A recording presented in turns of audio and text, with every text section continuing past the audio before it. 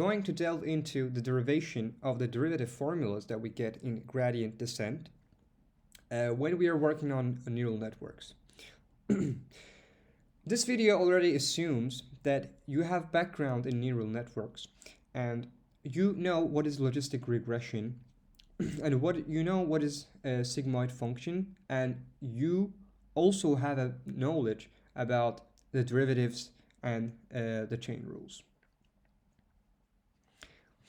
We start with features x1, x2, x3, x4, x5, and then from those features, but before going into further, we also have parameters, as you can remember: v2, v3, v4, v5, right? Then out of these parameters and features, we get the function a, vtx plus b. Vt is a parameter list, a parameter matrix, and x is also feature matrix, and b is just one parameter that is responsible for all of these parameters and features. So we have only one b parameter per sigmoid function. You can think it as y-intercept, and you can think about this formula as you think about the line in higher dimensional spaces. And we know that a line can be represented as polynomials regardless of the dimension. So you can think this line as a best, we're trying to fit a line in n-dimensional space among our data points. Of course, we will not delve into details about what really it means. I just wanted to give you a high level explanation of what does it mean. And we have this, and then we have sigmoid function.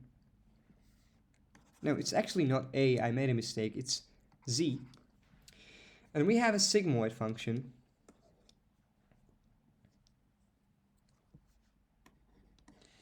And it means once we have our equation v transpose x plus b, then this formula will give us the result 1 over 1 plus e minus z.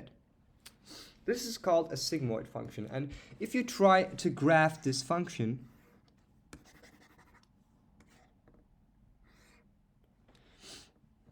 it will be something like this. No, like this. We have 1, 0, and it will be something like this. And we can see, according to what we give z, this sigmoid function which will give us a value between 1 and 0. So the range of this function is between 1 and 0. And of course there's a reason why do we use this kind of function. Because, for example, a sigmoid function is really good when we want to predict the probability of an object belonging to one class or another. As you know, the probability, the value of the probability can only be between 1 and 0. So this function really makes sense because this function's range is also between 1 and 0. So we have this function, and at the end, and we can write a z as a, and not a sigmoid z as a, it's just a function a. And at the end we have a loss function.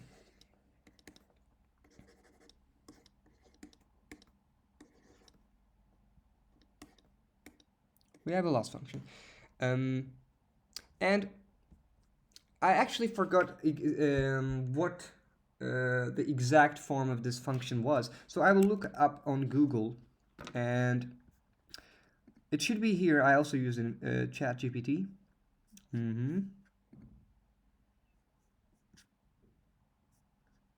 Yes, it's here. It's here. Minus y log a minus 1 minus y log 1 minus a. This is our loss function. Loss function helps us to test and measure how our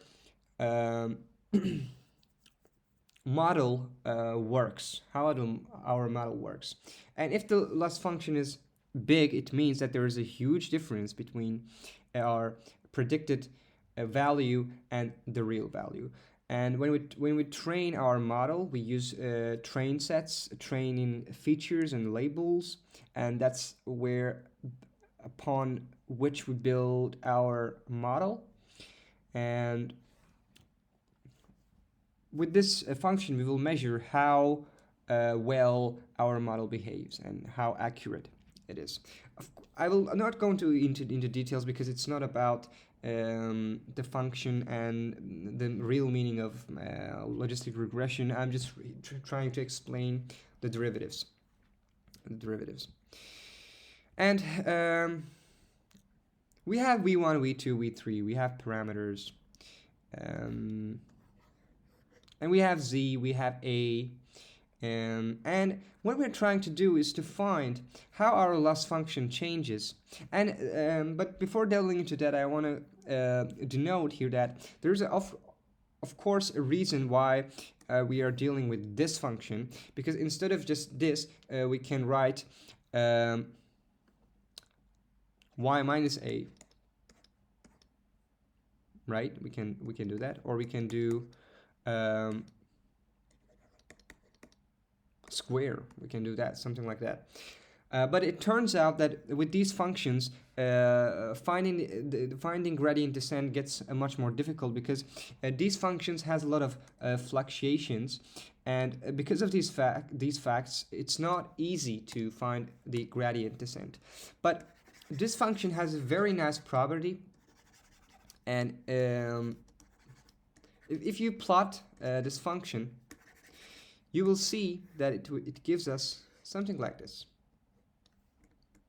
And as you can observe, it's really easy to find the gradient descent in this kind of function. Okay, that's why we're using it. And actually, if you go into details of this function, you will see that it actually makes sense.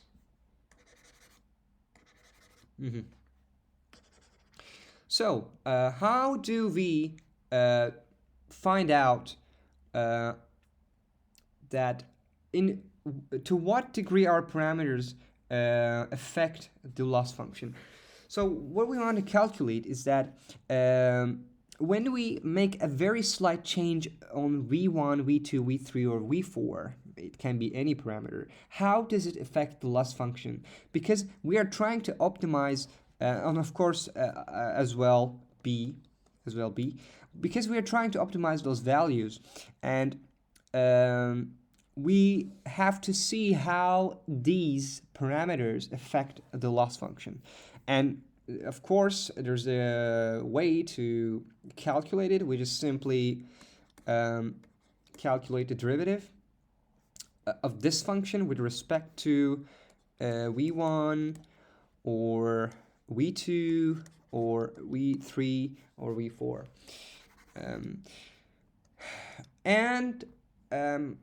Our goal in this video is to find those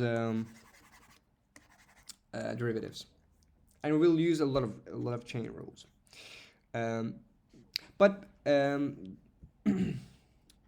We have this, right? So what I say back propagation is that when calculating the derivatives, we started with this function, then we are trying to find the derivative of this function with respect to a. right? This is how we start. Now let's try to do it. It's not difficult. It's not difficult. If we are trying to find the derivative with respect to a, it means that we will treat y's as constants. And you can see this log a is just simply ln a, because log, if we're not writing anything, it means from the e base. So, and ln x is just simply 1 over x.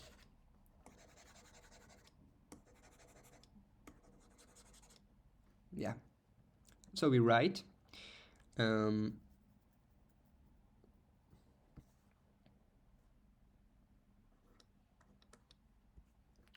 over x, this is 1 over x, so minus y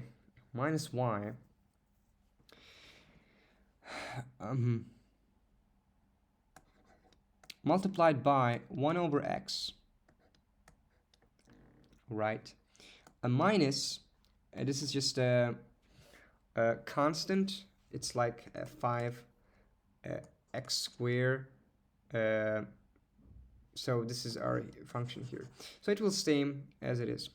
Then it will be 1 minus y. Then using chain functions, we have to find this ln 1 minus a. Where we're trying to find the derivative of this. And how do we do it? We write 1 minus a equals to u, let's say. And then ln u is 1 minus u multiplied by the derivative of the multiplied by du dA,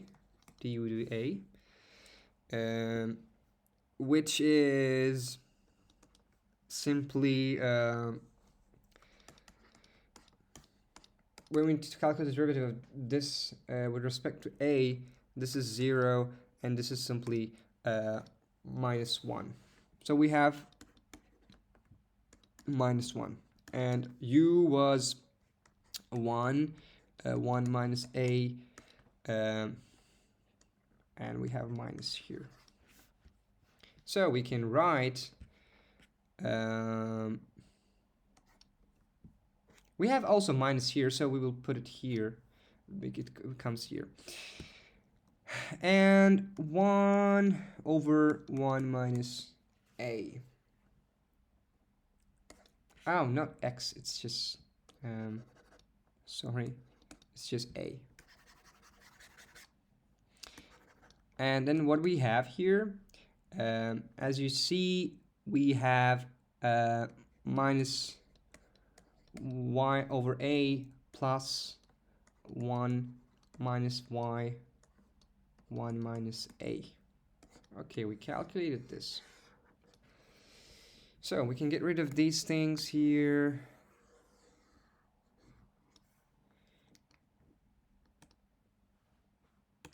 Can get rid of this. Okay, we have our value. This is so we have d l a y with respect to dA is 1 a minus y over a plus 1 minus y over 1 minus a. Okay, we just know, we, for better simpler notation, we just write like this: dl dA, dl dA. So we find out how a affects L, how a small change that is performed on A affects L. We're talking about very minute changes on A. So what is the next step? Next step is to find how z affects a function. It means that we want to find the derivative of a loss function with respect to z, dz. And what is it equal to? It's simply dl, we have dz here, dA dA dz. You can think of like these these dA cancel out, and we are left with dL dz. And let's calculate this. As you know, we already calculated this, which was 1. What the fuck is 1? Minus 1 over a plus 1 minus over 1 minus a multiplied by this. And now we are trying to calculate this.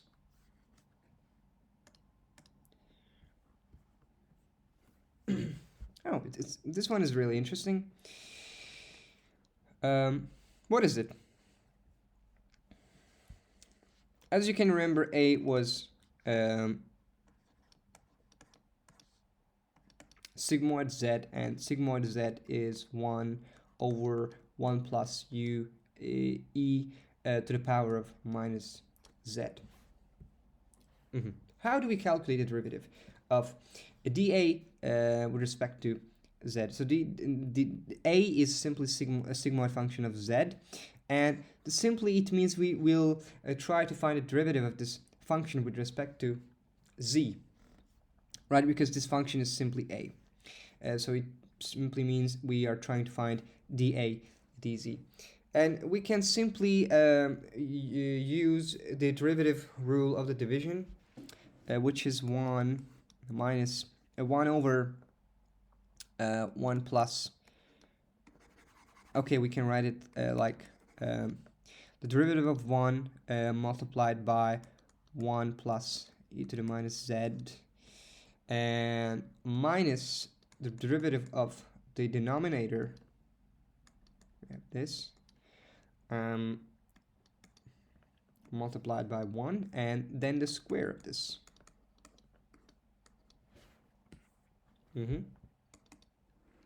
Then what we have here, the derivative of 1 is 0, so we can easily remove it, and we are left with 1, the derivative of 1 plus e to the power of minus z, the derivative, we also don't need to write this, divided by this square.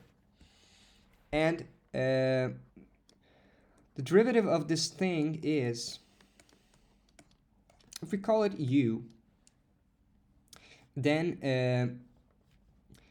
if we call it f, sorry, this is a function of f, and if we call 1 minus e to the minus zu,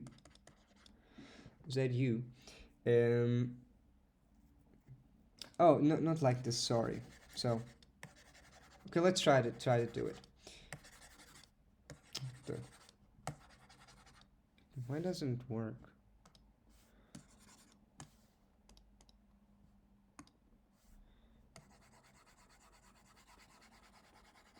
Okay, so we write derivative of 1 is 0, and the derivative of this is 1 minus e to the minus e to the power minus z. Why? Because if we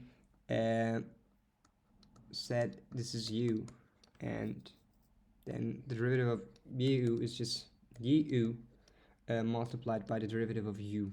The derivative of u is just minus 1, and the derivative of u to the u is just u to the u. So u to the u multiplied by minus 1 is minus 1 u to the power of u, and u is minus z. So we also have 1 minus here. It will be a positive number.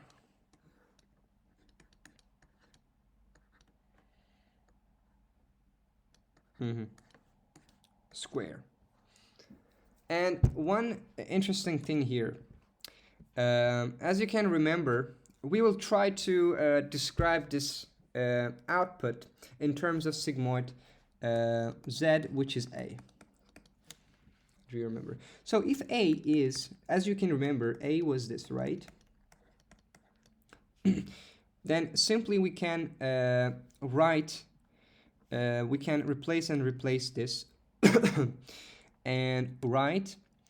So instead of e to the power of minus z is simply a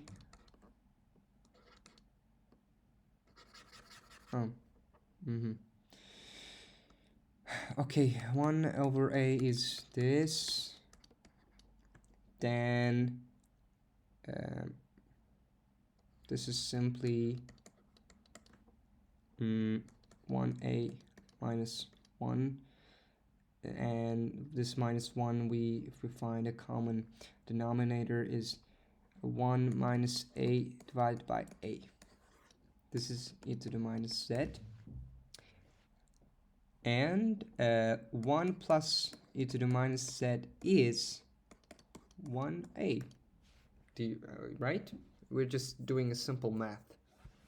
1 over a. So we find this is 1 minus a divided by a. And we also know that this is this, and we just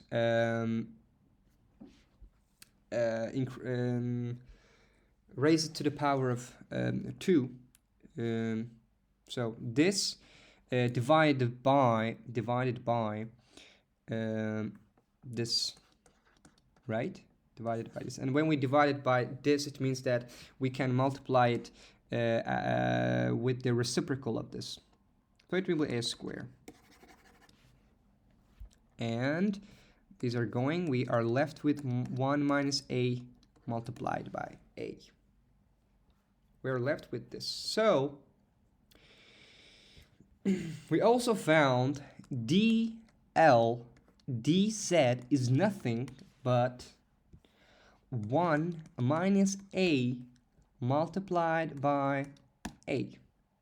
So far what we have found. We also found we found this, and we also found this. It was 1 minus 1 a, yes, right? Okay.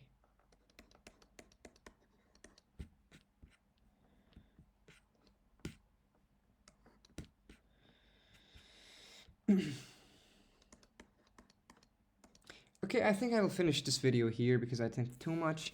Next we will try to calculate the other derivatives. Like what is dl? Okay, we calculated dl dA, and oh, actually we have made a mistake. No. We know dl dA. Sorry for this. I'm really sorry.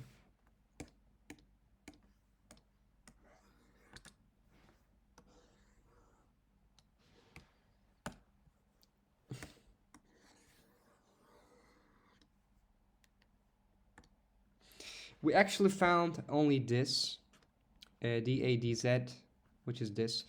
Then we also have to multiply it with this, right, to find this. We totally forgot it. So multiplied by, and it will be easier if we write them with a common denominator. So it will be 1 minus a and multiplied by, we multiplied minus y with 1 minus a, and we add 1 minus a.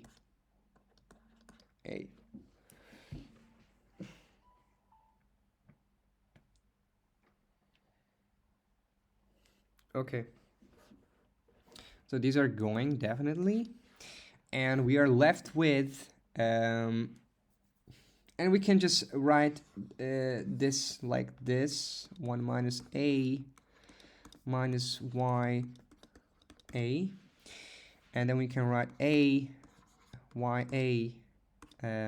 y plus yi, right? Then these are going, then we are left a minus y. Very simple, beautiful, beautiful. So dl dz is a minus 1. Why? That's simple. Okay, in the next video we will try to find how individual parameters affect, and we will just with the same fashion, using chain rules, we will find out those. See you in the next video.